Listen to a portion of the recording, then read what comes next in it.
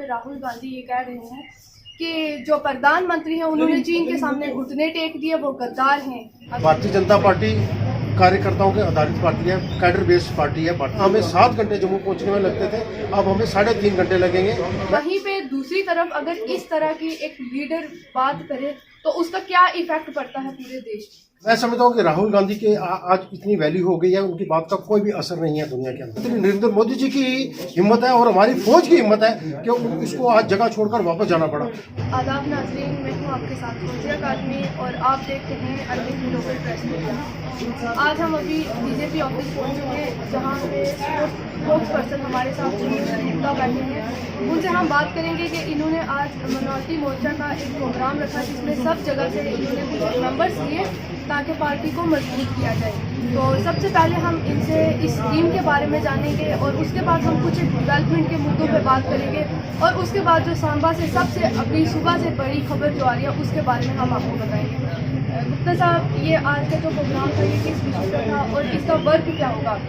Bharatiya Janata party कार्यकर्ताओं के आधारित पार्टी है, कैडर बेस्ड पार्टी है। भारतीय जनता पार्टी के अंदर पूरी टीमें बनती हैं, 7 हमारे मोर्चे हैं, जिसमें से सबसे हमारा इम्पोर्टेंट मोर्चा है मिनॉरिटी मोर्चा, जिसके नए अध्यक्ष अक्रम तांत्रे बनने के बाद आज हमारी प्रदेश से उपाध्यक्ष मनेरा तांत्रे जी जो हमारे जिला की इंचार्ज हैं वो यहाँ पर आई।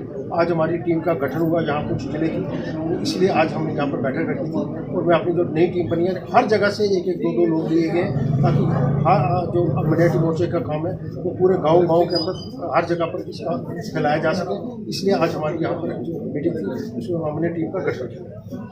गुप्ता साहब, एक जो अखनूर से जो काम आया है, अखनूर टू पुंछ टनल का काम, वो कितने करोड़ का है और कब तक वो कंप्लीट होगा और कितना टाइम उसमें लग जाएगा? ऐसा है कि जम्मू पुंछ नेशनल हाईवे का काम बड़ी जोरों से चल रहा है, जिसमें हमारा फ्लाईओवर का काम बहुत तेजी के साथ आगे बढ़ रहा है और हमारा जो नौशहरा तक इसकी कटिंग भी हो रही है। जो 4 दिन पहले नौशहरा टनल अप्रूव हुआ है, इसकी कास्ट है 642 करोड़ रुपये, जो पहले 5100 करोड़ रुपये हुआ है, इसके एक्स्ट्रा है। ये टनल बनने के बाद जितने जिगजैग मोड़ हैं हमारे वो सारे खत्म हो जाएंगे। हमारा जम्मू और पुंछ का जो 240 किलोमीटर का एरिया है वो सफ़र है वो कम होकर 180 या 190 किलोमीटर रह जाएगा, जहां हमें 7 घंटे जम्मू पहुंचने में लगते थे, अब हमें 3.5 घंटे लगेंगे।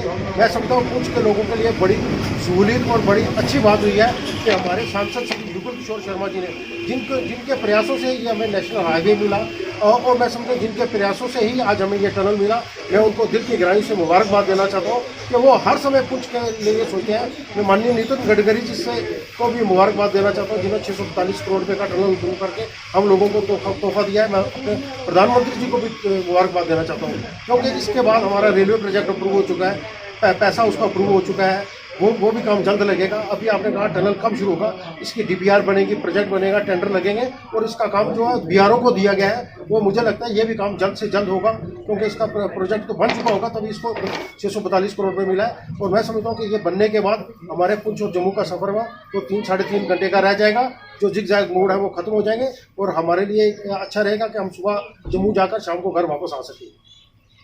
व्यूअर्स, हम आपको बता दें कि जहां एक तरफ पार्टी ग्राउंड पे जो है डेवलपमेंट की बात करती है और डेवलपमेंट लाने की बात करती है, वहीं पे दूसरी तरफ अगर हम देखते हैं आज तो अपोजिशन की तरफ से कुछ एक ऐसी बातें और बयानबाजी सामने आती है जहां पे राहुल गांधी ये कह रहे हैं कि जो प्रधानमंत्री हैं उन्होंने चीन के सामने घुटने टेक दिए, वो गद्दार हैं। अगर वो गद्दार हैं तो who is citizen here? Viewers, ये आप डिसाइड करेंगे।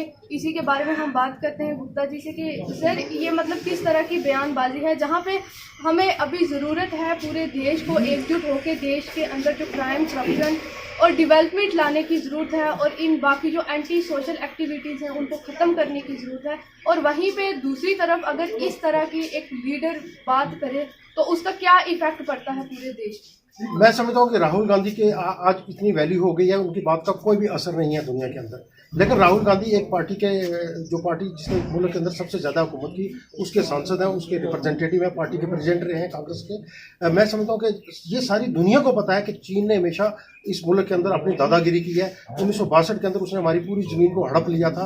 1962 से लेकर जब पिछले दिनों में उसने दोबारा हिमाकत की, ये हमारे प्रधानमंत्री नरेंद्र मोदी जी की हिम्मत है और हमारी फौज की हिम्मत है कि उसको आज जगह छोड़कर वापस जाना पड़ा।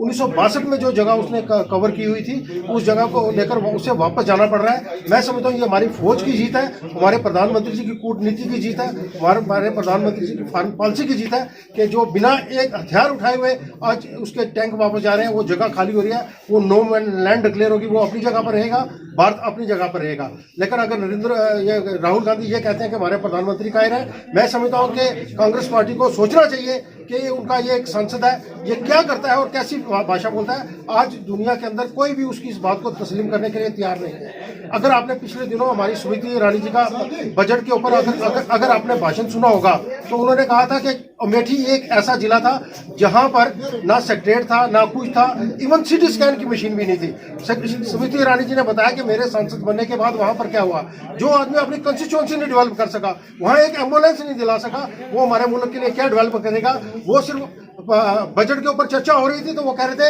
ये दो लोग लूट कर खा रहे हैं, अंबानी और अडानी।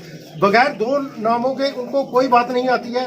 उनको अगर बजट के ऊपर बोलने के लिए उनके पास पढ़ाई होती, अगर वो तैयारी की होती तो वो जरूर बजट के ऊपर बात करते। मैं सिर्फ उनसे पूछना चाहता हूँ कि जो उनके जीजा जी हैं रॉबर्ट वाड्रा जी, वो कौन से किसान हैं, उनके पास करोड़ों अरबों की जमीन कहाँ से आ गई है। जो ये माँ बेटी हैं, इन्होंने मुझे बताओ इनका कौन सा बिजनेस चलता है, कोई बिजनेस नहीं करते हैं। ये पार्टी के लीडर हैं, मेंबर पार्लियामेंट रहे हैं, आज अरबों खरबों की इनके पास प्रॉपर्टी है, वो कहाँ से आई है।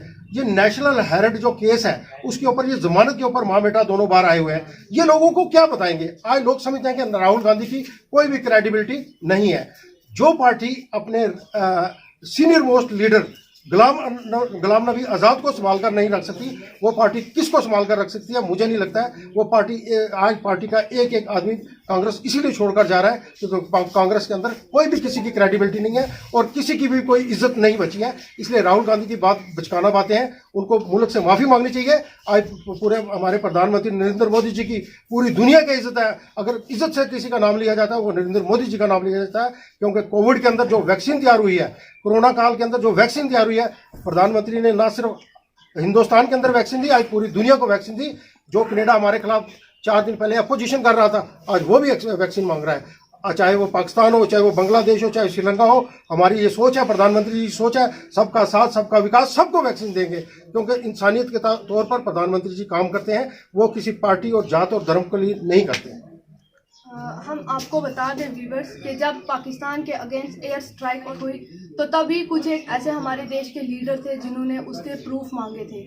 और फिर उसके बाद जो चाइना के अगेंस्ट जिस तरह चाइना ने हमला करने की कोशिश की इंडिया पे और वहाँ पे बॉर्डर क्रॉस करने की कोशिश की, और तब इंडियन आर्मी ने किस तरह से उन्हें रोका और प्रधानमंत्री ने उसके आगे किस तरह से एक्शन लिया।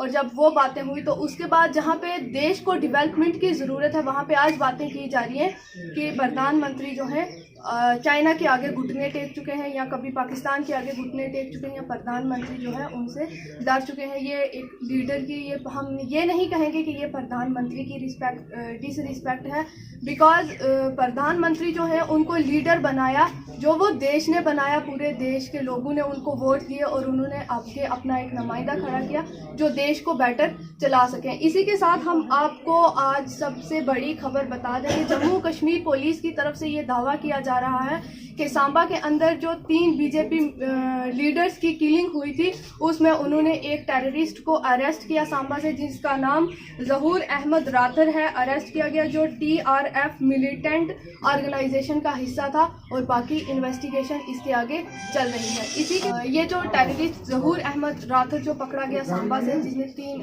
बीजेपी लीडर की किलिंग की थी, उसी पे हम गुप्ता जी से पूछेंगे कि सर जम्मू कश्मीर पुलिस की ये बहुत बड़ी कामयाबी है। कुछ दिन पहले जो फार्मर प्रोटेस्ट हो रहा था जम्मू कुंजवानी से एक टेररिस्ट अरेस्ट किया गया और हमारी पुंछ पुलिस जो है वो भी इन चीज़ों को लेकर बहुत अच्छा काम कर रही है।